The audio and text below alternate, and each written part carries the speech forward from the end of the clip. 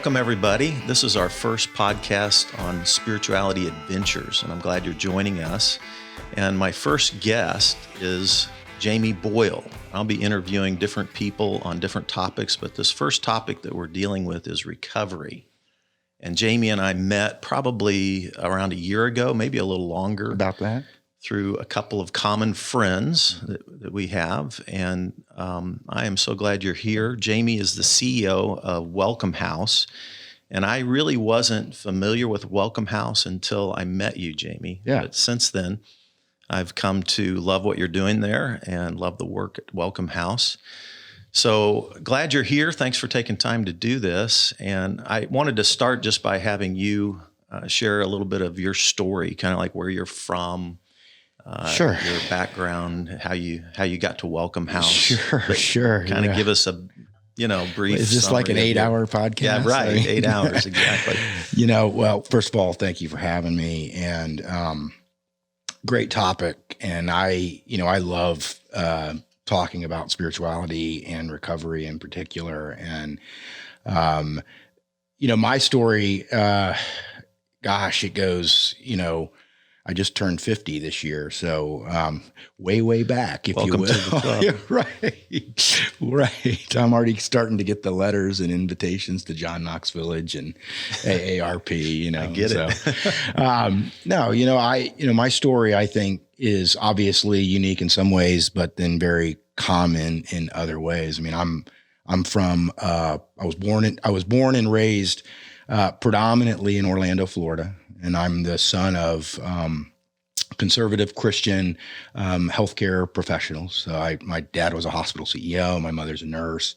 Middle class, upper middle class family. Went to church every week and private schools to some degree earlier on in my life. And surrounded by family and a support system, and had opportunities and really great things in my life. And, not unlike a lot of kids at my age at the time, I started to venture out and, sort of do some, what I like to call rite of passage type activities. And one of those was sneaking out and drinking wine coolers on the ball field, right. At the end of junior high or early high school. And, I did that and had a couple of other sort of introductory type scenarios with alcohol at the time. And,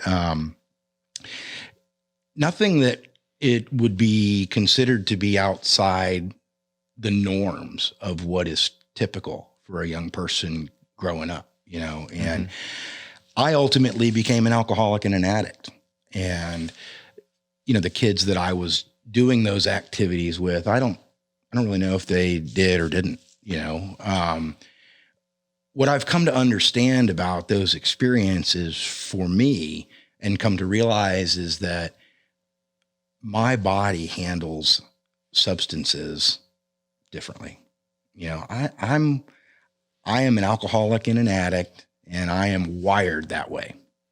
Now I also know now, and it really wouldn't have mattered if I'd have known this then, right? Right. When you tell somebody in junior high very wise and helpful information, how often does that stick? Right. Right. But I do know now that throughout my family tree on both sides, there's substance use issues, alcoholism, and addiction. And, so I believe I'm also genetically sort of predisposed to be an alcoholic and an addict. And, so those were my early experiences. Again, not sort of outside the norm, we moved around a lot as a kid. That's not so unusual, typically following, my father's jobs and his professional career. But again, still loved and appreciated and provided opportunities and, being very well taken care of with well-meaning, good parents, good Christian parents. Because I, my body handled those chemicals differently, I believe. It really tripped a wire in my brain if you will. I believe that to this day. And, from sort of that point forward, I was a guy that was always more focused on those opportunities and sought them out or sought to drive the creation of those opportunities. And so my drug and alcohol use continued through high school, got into some trouble in high school as it related to drug and alcohol use. And, never went to rehab or anything like that. I didn't fail out of school. And then took a year off out of high school and then ultimately went to the University of Kansas and cleaned up my act a little bit while I was there. Was able to get an undergraduate degree and then go on to graduate school. And, that ability to sort of clean up my act, if you will, really only furthered the notion or the idea for me that I didn't have a problem. Mm-hmm. This wasn't really a problem for me. So yeah, I got into a little bit of trouble, but that could have happened to anybody. I was just being a normal kid. That was the argument and the justification in my mind. If I was truly an alcoholic or an addict, how could I have gone to University of Kansas and gotten my degree and done so with a great GPA? And how could I have been accepted into graduate school, et cetera, et cetera? I'm going to try to abbreviate this experience. And I'm going to skip a little bit, So, okay. I get into the professional world and I finish my master's degree in business administration, and I take a pretty great job, quite frankly, with a healthcare IT company. I travel all over the country. And I was with them for about 10 years. And I would have my life, if you look back at it, it's sort of speckled with these significant successes followed by almost catastrophic failures to some degree.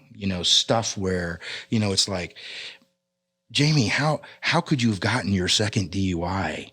What is wrong with you? Why can't you figure this out? You know what I mean? It's stuff like that, being rewarded professionally and acknowledged for being a high performer on the one side, but on the other side, making just what normal people would consider ridiculously stupid decisions and mistakes. Okay. That sort of tracked through my life, So your business life was on the up into the... From the outside looking in, I had the world by the tail. Right. I had more money than I knew what to do with. I was sort of climbing that corporate ladder, mm-hmm. possessions, status, title, what neighborhood did you live in? What do you drive? Right. Are your bank accounts padded? All of those things were in the right category for me at the time. But I was also miserable too. I was miserable inside. And, so I, ultimately. Were you married during this time? I was married, had started a family, had a couple of little girls, got divorced during this period of time. Okay. And, there was not much that anybody could tell me about what was going on in my life, that I didn't justify away, or rationalize away. How could there possibly be a problem? Don't you understand who I am, what I do, how successful I am at it? Mm-hmm. And so my career progressed. At the same time, my disease was progressing, and life became increasingly more difficult to manage. Mm. The marriage failed. Yeah, but marriages fail. I guess I'm not lucky there either. Right. That happens to more people than it doesn't. Doesn't have anything to do with drugs or alcohol. Right. That's just life. Mm-hmm. I was often in airport bars, hotel bars, out with clients, out with my team. And there was always drinking and other activities, associated with that. And finally, I got to the place where life was just completely unmanageable. You know, I like to say it was manageable until it wasn't. And when it wasn't, it really wasn't. Right. Yeah. You know, I mean, I got to the get up in the morning and first waking thought is, what do I absolutely have to do today before I drink or use? And over a period of time, albeit a short period of time, the answer became nothing. You know, so not only is it the first waking thought, it's the first action of the day, you know. And I had years of, you know, usage every single day from when I woke up until I went to sleep or passed out for years before I ultimately had lost everything in my life and really by fluke found out about the Welcome House and decided for whatever reason, I didn't believe it was going to work. I mean, I had been to rehab and rehab hadn't worked, you know, but I found the Welcome House and, you know, I'm 8.5 years sober today. I've been sober since I walked through that door for the first time, you know, and so significant impact to me personally, completely changed my life and the direction of my life. And, you know, I'll always be forever grateful, but it's a relatively messy, sordid, ugly story in some ways, you know, wrought with all of the same kinds of destructive behaviors and consequences that are unfortunately all too common for alcoholics and addicts who struggle with the disease of substance use disorder, and for their families and the loved ones that have to watch that happen from the sidelines, you know? So that was the path. That's my story. You know, my story is, I had all of the opportunity in the world and came from a great family, a loving family, an educated professional family. And I still ended up walking through the Welcome House with nothing, a miserable alcoholic and addict with more near-death experiences, you know, in my past than anyone would ever want to have a part of their story. And with zero ability to change that on my own, you know.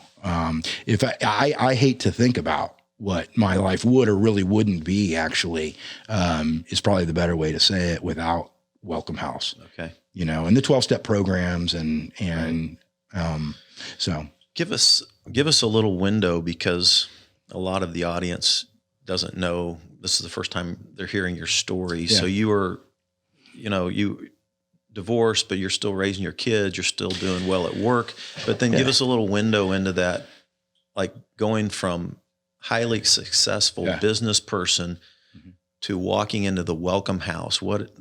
Give us a little window into that meltdown there. Well, you know, I mean, the most significant thing, I aspirated one night and I ended up in the ICU. You know, I was on a ventilator. My family flew in from around the country. You know, none of them lived here anymore in Kansas City. They had all moved away, and you know, the doctors told my family, look, he's got a 50-50 chance of survival here. We're not sure he's going to make it. Wow. You know, I had aspirated at some point, in the night, probably a little bit after midnight, the person, the woman that I was with, girlfriend at the time, had also, you know, passed out. And no one had found me. No one, and, you know, until she woke up and realized what was going on and what had happened, you know, I just laid there having aspirated. You know, it was really the death rattle at the point at which they came and found me. And so, you know, my folks, you know, flew in to deal with their adult child alcoholic, right? Who'd gotten himself in another bind. And, you know, my dad said to me, I was fortunate enough to survive that, obviously. My dad said to me, Jamie, you gotta deal with this, man. You are so angry, and I didn't recognize that in myself at the time, but it was very, very true. Just as a person internally, I was so angry. He saw it, they saw it. I didn't get it. And I understand a little bit more about that now. And he said, you've got to go to rehab. And this is the truth. And I almost hate to acknowledge it. But at the time I agreed, but the only reason I agreed was because I did not see a valid or viable argument against it. Right. I still, after that, and after a myriad of issues, personally, professionally, legally, related to my drug and alcohol use, and having aspirated and almost died, I still didn't accept the fact that I didn't have this under control, that this was some significant issue that would require me to stop drinking or using drugs. Yeah. Yeah. And that was, I think that was the beginning, because while rehab wasn't successful for me, there were some pretty significant seeds planted. And that experience was probably the place that started the possibility of my recovery, if you will. Okay. That started the possibility of my recovery. And, from there, I didn't do what the folks in the rehab suggested, because again, I'm still the guy, calling the shots. I'm the guy in the driver's seat. I still had plenty of money. I wasn't employed at the time. I'd lost my job. Okay. But I was still the guy making the decisions. And, I didn't, I didn't find a sober living environment. I didn't go to meetings and get a sponsor. Well, I did go to a couple of meetings, but I intentionally didn't get a sponsor. And I say that because I intentionally didn't get a sponsor, because a sponsor was going to hold me accountable. A sponsor was going to want to get into my business, and a sponsor was going to be concerned about my sobriety. Right.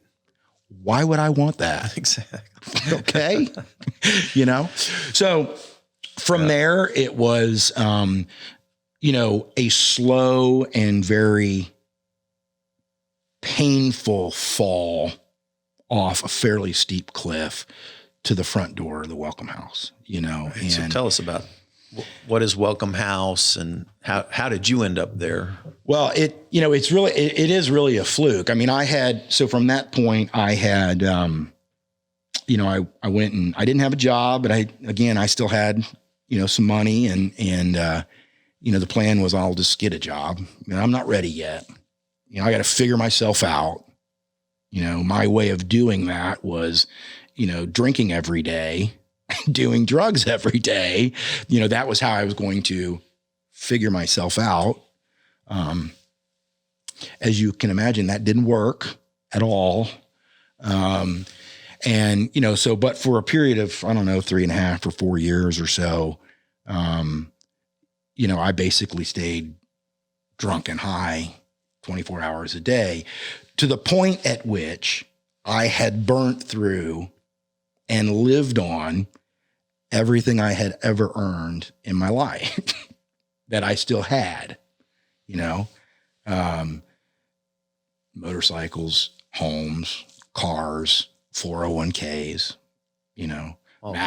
utilizing my credit cards, and running up credit card debt. When I got to the Welcome House, I had legal trouble, financial trouble, personal trouble, family trouble, IRS trouble, credit trouble. I still didn't have my driver's license from my last DUI. I had no vehicle. I walked through the Welcome House with $10 in a backpack, literally, and my ex-wife, God bless her, is the person that brought me down and to the Welcome House. And we had been looking at options. I'd kind of finally gotten to this place where, I might have been able to sofa surf a little bit longer. Right. But there weren't a whole lot of people lining up to help Jamie anymore. Okay. Those bridges had been burned. Right. And, so I found out just by fluke and doing some research and looking at potential options for somebody in my situation, virtually homeless. And I went and looked at the Welcome House, and I had never heard of the Welcome House. I'd lived here off and on, but mostly on since the late 80s from a family in the healthcare arena. And I had never heard of this place called the Welcome House at 27th and Paseo. Right. But they were perfect for me because they didn't require that I have anything. I didn't have to have insurance. I didn't have to have a job. I didn't have to have any money. They sat me down and had an interview with me and made sure I met their eligibility requirements. Okay. And tried, I believe at the time, which is what we do now in a slightly different way, but we're really trying to assess my willingness and my sincerity. Did I really want help? And I'll never forget it. My ex-wife and I were walking out of the Welcome House, and she looked at me and she said, you're not staying here. Why did she say that? Well, the Welcome House is a very humble organization and facility. Right. And she didn't mean anything bad by it. She was trying to be protective of me, I think, really more than anything. Just like this isn't your tribe or whatever. Well, right. And I, for whatever reason, I said, no, I think I'm going to, and it was that one interaction and statement that I believe set the course that I've been on ever since, and it was almost like a final. It was very, yeah. I was exhausted. I can't do it. I was exhausted. I was so. It's like a surrender. Yeah. I was tired of disappointing myself. I was tired of disappointing my family. I was tired of not being the father I could be, wanted to be, tired of not being the man, the human that I wanted to be, tired of trying to live and manage this double life, and when rehab had failed, I honestly believed, or at least I sold it to myself, that I was never going to be able to find recovery and sobriety. So that was never, I was going to die. I was going to die. I was going to die an alcoholic and an addict. And there was probably nothing that could be done about that. And when you come to that conclusion in your life, all bets are off. Right. You don't live for the future. You live for the right this second. Right? Mm-hmm. What does that sound like? That sounds like an alcoholic and an addict. Mm-hmm. I don't feel good right now. Give me a drug or a drink. Let me change that. I don't like what's going on right now. Give me a drug or a drink. Let's change that. Yeah. The world is fantastic. Let's celebrate. Let's have a drug or a drink and make it better. It's all about that immediate gratification and the right this second. Right. Now, there's also a whole lot of, which gets to the anger point. But, for me, and I didn't, until I got into recovery, this was so oblivious to me. But this holding on to resentments and anger and the, rumination over the past, wrongs that I perceived had been done to me, those kinds of issues. There was a lot of that in me, really fueling and driving that anger that my dad could see, stuff that just was not ever addressed. Most of it, by the way, not even valid. I learned as a result of working the steps that when I, go through this process of looking at that stuff, what really jumped out to me was that of all the things and the people that I, sort of list out and how I had been wronged or harmed, as I'm looking through this list, I'm looking at it and I'm saying, holy crap, I mean, I've done all that to people. I'm holding on to all this anger and resentment, and it's destroying me. Like I've been so harmed in this world, and I'm looking at this stuff I'm so upset about, and I've done everything on it to somebody else. You know what I mean? This moral inventory. It was an amazing sort of experience, to kind of go through and start to understand some of that stuff. So, but so, to go from this person,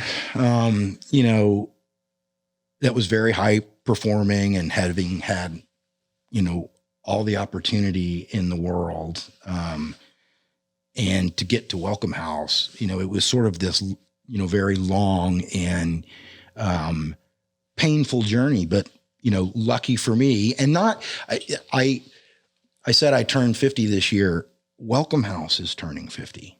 So Welcome House just transitioned into its 50th year of service to Kansas City, as an organization. It's amazing to me to think about how, I was born in 1970 and Welcome House was incorporated in 1971, so the year after I was born, a group of guys that attended an all men's AA meeting and that wanted to do 12-step work, work with other alcoholics or addicts in crisis, came together to form this organization called the Welcome House that 50 years later would save my life. It just, cool. It just blows my mind, cool. It just blows my mind. Well, thank you, Jamie, for sharing. This will be an interesting journey as we jump from your background and your background story into Welcome House. And in particular, we're going to be diving into sort of this whole recovery and spirituality theme in this next session. So thanks for being here today. Greatly appreciate it. My pleasure, brother. Thanks for having me. All right. Everybody, we'll be doing part 2 with Jamie next session. So tune in again. Thank you for joining us. Harbor Media Production.